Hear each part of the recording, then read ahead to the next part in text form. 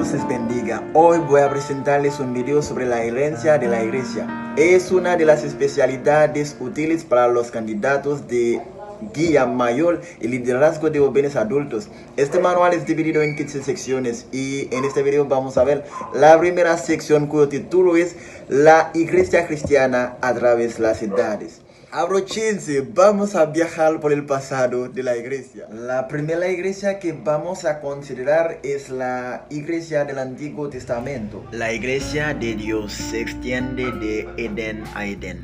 Aquellos que han obedecido a Dios han sido llamados por varios nombres tales como los hijos de Dios, la simiente de Abraham, los hijos de Israel y cristianos. Sin embargo, todos tienen la misma creencia fundamental. La iglesia del Antiguo Testamento aceptaba la ley de Dios como su regla de vida. La ley de los 10 mandamientos es inalterable porque es una expresión del carácter de Dios, la cual es universal, eterna e inmutable. Mucho antes de que los mandamientos fueron dados a Moisés en el monte Sinaí, el pueblo de Dios los estaba guardando. Dios dijo: Abraham oyó mi voz y guardó mi precepto, mis mandamientos, mis estatutos y mis leyes. A través de todas las edades, Dios solo tiene un método de salvación, un estandarte de rectitud. Leemos en Salmo 105, 8 al 11, que Él hizo un pacto con Abraham, Isaac, Jacob y con los hijos de Israel, al decir por un pacto eterno. Dios declara que su pacto fue hecho para siempre, la palabra que Él mandó a 1000 generaciones. No es correcto decir que en los tiempos del Antiguo Testamento el pueblo estaba bajo la ley y que en los tiempos del Nuevo Testamento el pueblo estaba bajo la gracia. Dios siempre ha mantenido armonía entre la ley y la gracia.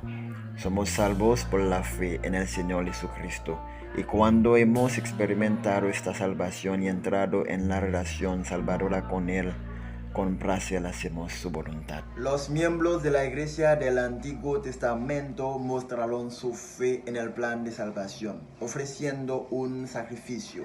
Por fe aceptaban el plan de Dios, porque el sacrificio era un símbolo del Cordero de Dios, que quita el pecado del mundo. Llegaban a ser mujeres y hombres libres, nuevas criaturas por medio de la fe en la venida del Mesías.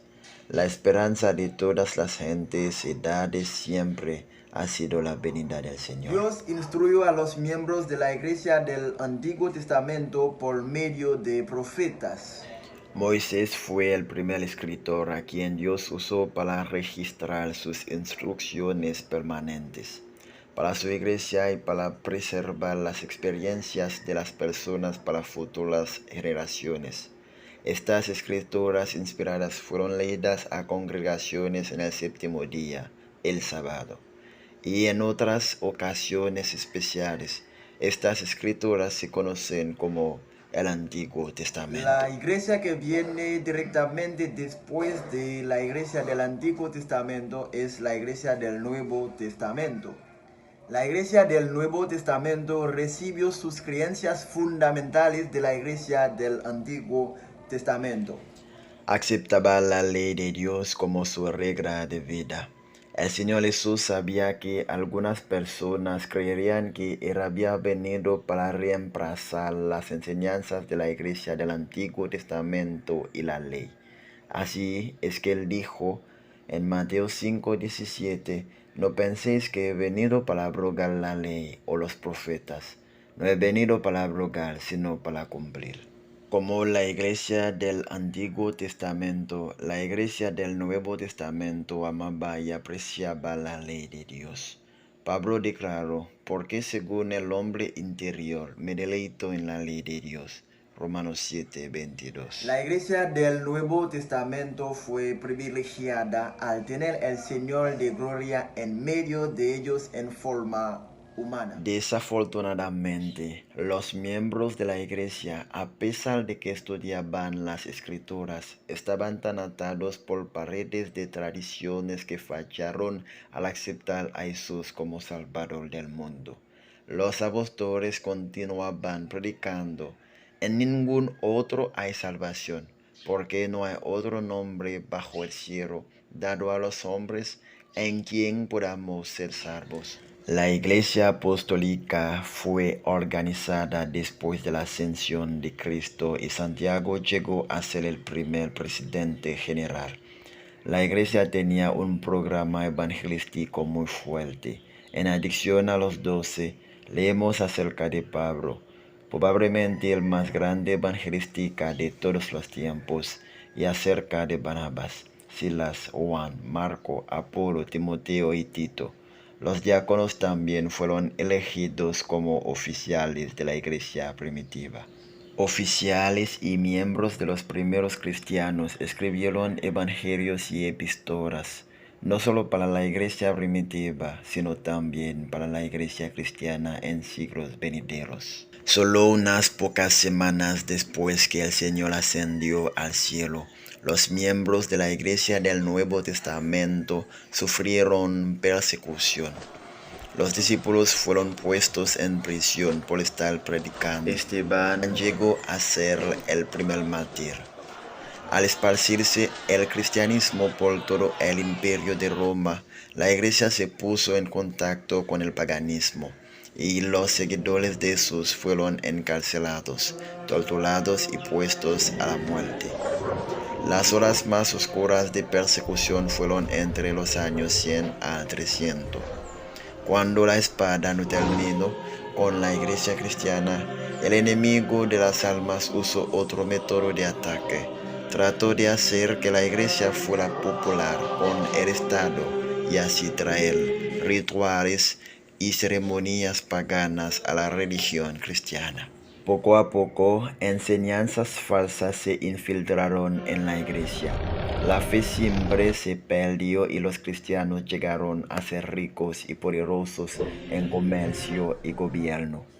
En 466, la tribu de los bárbaros del norte derrocó al imperio romano, y en la lucha que siguió, la cabeza de la iglesia en Roma llegó a reconocerse como el obispo. La Biblia no estaba disponible a los miembros de la iglesia, en parte porque solo había copias escritas a mano en aquellos días.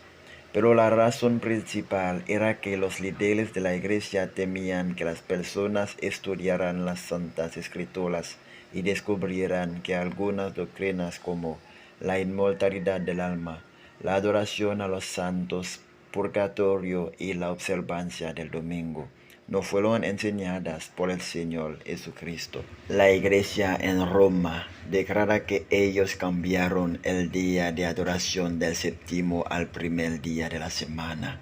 La historia y la Biblia demuestran que la observancia del domingo como una institución cristiana vino del paganismo. A pesar de las transigencias y la apostasía que se infiltró en la iglesia, siempre hubo un remanente fiel que tenía la fe en Jesús y guardaba los mandamientos de Dios. Llamaron a la iglesia que viene después de la del Nuevo Testamento, iglesia del oscurantismo. Alrededor del siglo VI, los obispos de Roma tenían poder sobre casi todas las iglesias cristianas.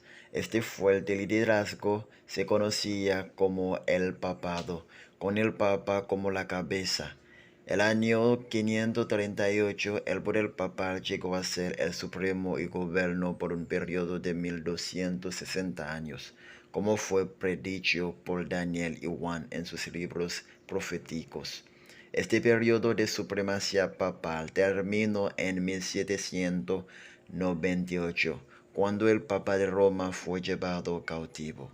Por medio de autoridad secular, la Iglesia obligó a los seguidores de Jesús a escoger entre aceptar las doctrinas falsas y las ceremonias paganas del catolicismo o sufrir encarcelamiento o tal vez la muerte por la espada o al ser quemado en una estaca. Este largo periodo de la historia ha sido llamado el oscurantismo. Un historiador afirmó: el mediodía del papado fue la medianoche del mundo. En medio de la sombra que se estableció sobre la tierra durante el largo periodo de supremacía papal, la luz de la verdad no podía ser extinguida por completo. En cada edad había un testigo para Dios, hombres que apreciaban la fe de Cristo como el único mediador entre Dios y el hombre, que tomaban la Biblia como la única regla de vida y que guardaban el verdadero sábado. La posteridad nunca sabrá cuánto le debe el mundo a estas personas. Fueron categorizados como herejes, sus motivos empuñados, sus caracteres marginizados, sus escrituras suprimidas, mal representadas o mutiladas. A pesar de todo, se mantuvieron de edad en edad y mantuvieron su fe pura como una herencia sagrada para las generaciones a seguir. Aquí vamos a ver la iglesia de la Reforma. En las tierras más allá de la jurisdicción de Roma existieron por muchos siglos cuerpos de cristianos que permanecieron casi libres de corrupción papal. Estos cristianos creyeron en la perpetuidad de la ley de Dios. Iglesia que mantuvieron esta fe y prácticas existieron en África Central y entre los armenios de Asia. Pero de aquellos que resistieron la usurpación del poder papado, los valdenses fueron los más destacados. En la misma tierra en donde el papismo con su falsedad y corrupción había fijado su asiento, es donde fueron resistidos lo más firmemente posible. Los valdenses fueron las primeras personas de Europa en obtener una traducción de la Santa Escritura. Detrás de los altos baluartes de las montañas, durante todas las edades, el refugio de los perseguidos y oprimidos, los valdenses encontraron un lugar de escondite. Aquí la luz de la verdad se mantuvo ardiendo a pesar de la oscuridad del oscurantismo. Aquí por 1000 años, los testigos de la verdad mantuvieron la fe antigua. Dios había designado a Wycliffe su trabajo. Él había puesto la palabra de la verdad en su boca y puso una guardia alrededor de Wycliffe para que esta palabra llegara a las personas. Su vida estaba protegida y sus labores eran prolongadas, hasta que un cimiento fue echado para el gran trabajo de la reforma. Wycliffe fue uno de los más grandes reformistas. Juan Hus fue uno de los miembros de la Iglesia de la Reforma que leyó y creyó en las escrituras de Juan Wycliffe.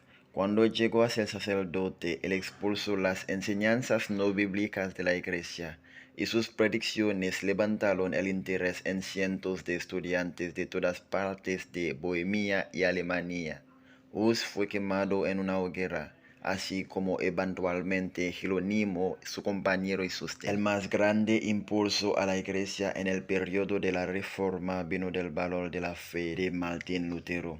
A la edad de 21, Lutero ya era un alumno realizado. Leía la Biblia en latín, la primera Biblia que había visto, y memorizó porciones de las Escrituras. Dramáticamente llegó a la realización de que el justo por fe vivirá.